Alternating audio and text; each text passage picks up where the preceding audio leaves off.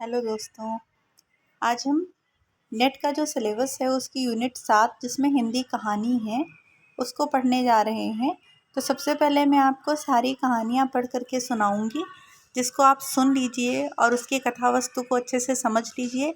उसके बाद मैं आपको उस पर आधारित जो महत्वपूर्ण प्रश्न है वो अलग से लिखवा दूंगी। ठीक है। तो सबसे पहली कहानी जो है वो है चंद्रदेव से मेरी बातें। ये बंग महिला की कहानी है।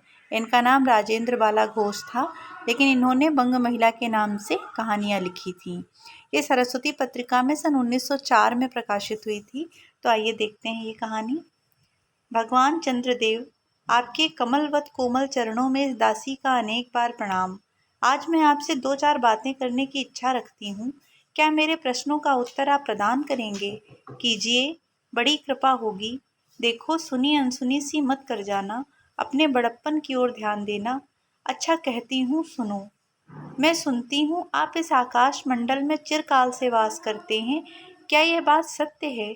यदि सत्य है तो मैं अनुमान करती हूँ कि इस सृष्टि के साथ ही साथ अवश्य आपकी भी सृष्टि हुई होगी। तब तो आप ढेर दिन के पुराने बूढ़े कहे जा सकते हैं। आप इतने पुराने हैं तो सही, पर काम सदा से एक ही और एक ही स्थान में करते आते हैं। यह क्यों? क्या आपका डिपार्टमेंट महकमे में ट्रांसफ़र या बदली होने का नियम नहीं है? क्या आपकी गवर्नमेंट पेंशन भी नहीं देती? बड़े खेद की बात है। यदि आप हमारी न्यायशीला गवर्नमेंट के किसी विभाग में सर्विस करते होते तो अब तक आपकी बहुत कुछ पदोन्नति हो गई होती और ऐसी पोस्ट पर रहकर भारत के कितने ही सुरम्य नगर, पर्वत, जंगल और झाड़ियों में भ्रमण करते। अंत में इस वृद्ध अवस्था में पेंशन प्राप्त कर काशी ऐसे पुनीत और शांत धाम में बैठकर हरि नाम स्मरण करके अपना परलोक बनाते। यह बड़ी भारी भूल हुई। भगवान चंद्रदेव, क्षमा कीजिए, आप तो अमर हैं। आपको मृत्यु कहाँ, तब परलोक बनाना कैसा? ओहो, देवता भी अपनी जाति के कैसे पक्षपाती होते हैं। देखो ना, चंद्रदेव को अमृत देकर उन्होंने अमर कर दिया। तब यदि मनुष्य होकर हमारे अंग्रेज अपने जाति वालों का पक्षपात करें तो आश्चर्य ही क्या है। अच्छा, यदि आपको अंग्रेज जाति की सेवा स्वीकार हो तो एक एप्लीकेशन हमारे आधुनिक भारत प्रभु लॉर्ड कर्जन के पास भेज देवें। आशा है कि वे आपको आदरपूर्वक अवश्य आह्वान करेंगे, क्योंकि आप अधम भारतवासियों के भांति कृष्णांग तो हैं ही नहीं, जो आपको अच्छी नौकरी देने में उनकी गौरांग जाति कुपित हो उठेगी। और फिर आप तो एक सुयोग्य, कार्यदक्ष, परिश्रमी, बहुदर्शी, कार्यकुशल और सरल स्वभाव महात्मा हैं। मैं विश्वास करती हूँ कि जब लॉर्ड कर्जन हमारे भारत के स्थायी भाग्य विधाता बनकर आवेंगे, तब आपको किसी कमीशन का मेंबर नहीं तो किसी मिशन में भर्ती करके वे अवश्य ही भेज देंगे, क्योंकि उनको कमीशन और रमीशन दोनों ही अत्यंत प्रिय हैं। आपके चंद्रलोक में जो रीति और नीति सृष्टि के आदिकाल में प्रचलित थे, वे ही सब अब भी हैं। पर यहाँ तो इतना परिवर्तन हो गया है कि भूत और वर्तमान में आकाश पाताल सा अंतर हो गया है। मैं अनुमान करती हूँ कि आपके नेत्रों की ज्योति भी कुछ अवश्य ही मंद पड़ गई होगी, क्योंकि आधुनिक भारत संतान लड़कपन से ही चश्मा धारण करने लगी है।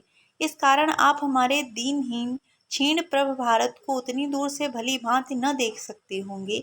अतएव आपसे सादर कहती हूँ कि एक बार कृपा कर भारत को देख तो जाइए।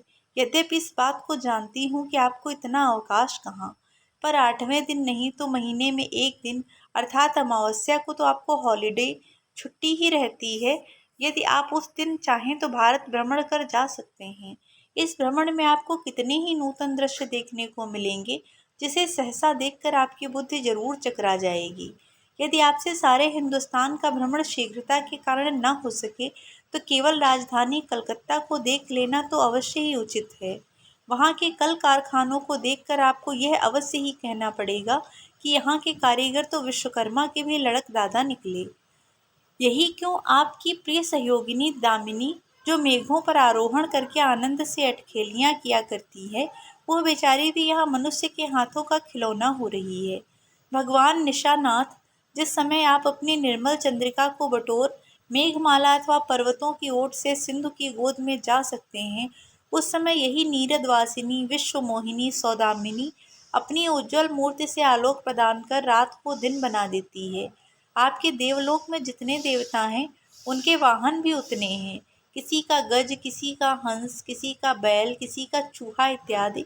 पर यहाँ तो सारा बोझ आपकी चपला और अग्निदेव के माथे मढ़ा गया है।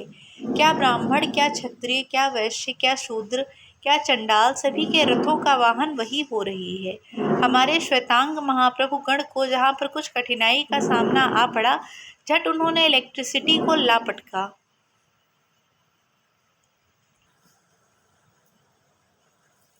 बस कठिन से कठिन कार्य सहज में संपादन कर लेते हैं, और हमारे यहाँ के उच्च शिक्षा प्राप्त युवक काठ के पुतलों की भांति मुँह ताकते रह जाते हैं।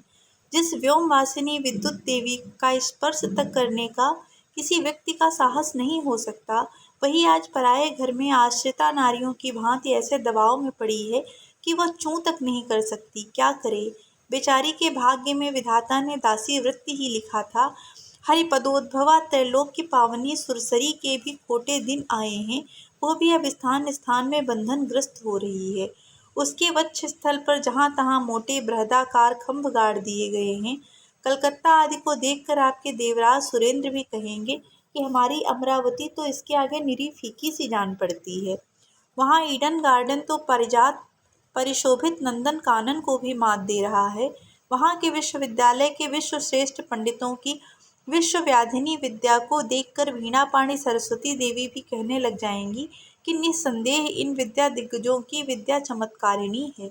वहीं के फोर्ट विलियम के फौजी सामान को देखकर आपके देव सेनापति कार्तिकेय बाबू के भी छक्के छूट जाएंगे, क्योंकि देव सेनापति महाशय देखने में खास बंगाली बाबू से जचते हैं, और उनका वाहन भी एक सुंदर मयूर है।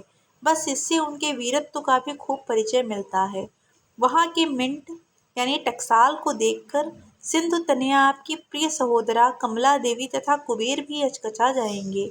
भगवान चंद्रदेव इन्हीं सब विस्मयोत्पादक अपूर्व दृश्यों का अवलोकन करने के हेतु आपको सादर निमंत्रित तथा सविनय आहूत करती हूँ। संभव है कि यहाँ आने से आपको अनेक लाभ भी हों। आप जो अनादिकाल से निज उज्ज्वल वपु में कलंक की कालिमा लेपन करके कलंकी, शशांक, शशधर, शशलांछन आदि उपाधि मालाओं से भूषित हो रहे हैं, सिंधु तनय होने पर भी जिस कालिमा को आप आज तक नहीं धो सके, वही आजन्म कलंक शायद यहाँ के विज्ञानविद पंडितों की चेष्टा से छूट जाए। जब बम्बई में स्वर्गीय महारानी विक्टोरिया देवी की प्रतिमूर्ति से काला दाग छुड़ाने में प्रोफेसर गज्जर महाशय फलीभूत हुए हैं, तब क्या आपके मुख की कालिमा छुड़ाने में वे फलीभूत न होंगे? शायद आप पर यह बात भी अभी तक विदित नहीं हुई कि आप और आपके स्वामी सूर्य भगवान पर जब हमारे भूमंडल की छाया पड़ती है, तभी आप लोगों को ग्रहण लगता है। पर आपका तो अब तक वही पुराना विश्वास बना हुआ है कि जब कुटिल राहु ग्रह आपको निगल जाता है तभी ग्रहण होता है। पर ऐसा थोथा विश्वास करना आप लोगों की भारी भूल है। अतः हे देव, मैं विनय करती हूँ कि अब आप अपने हृदय से इस भ्रम को जड़ से उखाड़ कर फेंक दें। अब भारत में न तो आपके और न आपके स्वामी भुवन भास्कर सूर्य महाशय ही के वंशधरों का साम्राज्य है, और न अब भारत की वह शस्य श्यामला स्वर्ण प्रसूता मूर्ति ही है। अब तो आप लोगों के अज्ञात एक अन्य द्वीपवासी परम शक्तिमान गौरांग महाप्रभु इस सुविशाल भारतवर्ष का राज्य वैभव भोग रहे हैं। अब तक मैंने जिन बातों का वर्णन आपसे स्थूल रूप में किया, वह सब इन्हीं विद्या विशारद गौरांग प्रभुओं के कृपा कटाक्ष का परिणाम है। यूँ तो यहाँ प्रतिवर्ष पदवी दान के समय कितने ही राज्य विहीन राजाओं की सृष्टि हुआ करती है, पर आपके वंशधरों में जो 2-4 राजा महाराजा नाम मात्र के हैं भी, वे काठ के पुतलों की भांति हैं। जैसे उन्हें उनके रक्षक नचाते हैं, वैसे ही वे नाचते हैं। वे इतनी भी जानकारी नहीं रखते कि उनके राज्य में क्या हो रहा है, उनकी प्रजा दुखी है या सुखी। यदि आप कभी भारत भ्रमण करने को आए तो अपने फैमिली डॉक्टर धन्वंतरी महाशय को और देवताओं के चीफ जस्टिस चित्रगुप्त जी को साथ अवश्य लेते आए। आशा है कि धन्वंतरी महाशय यहाँ के डॉक्टरों के सन्निकट चिकित्सा संबंधी बहुत कुछ शिक्षा लाभ कर सकेंगे। यदि प्लेग महाराज, ईश्वर ना करे, आपके चंद्रलोक या देवलोक में घुस पड़े तो वहाँ से उनको निकालना कुछ सहज बात न होगी। यहीं जब चिकित्सा शास्त्र के बड़े बड़े पारदर्शी उन पर विजय नहीं पा सकते, तब वहाँ आपके देवलोक में जड़ी बूटियों के प्रयोग से क्या होगा। यहाँ के इंडियन पीनल कोड की धाराओं को देखकर चित्रगुप्त जी महाराज अपने यहाँ की दंड विधि को बहुत कुछ सुधार सकते हैं।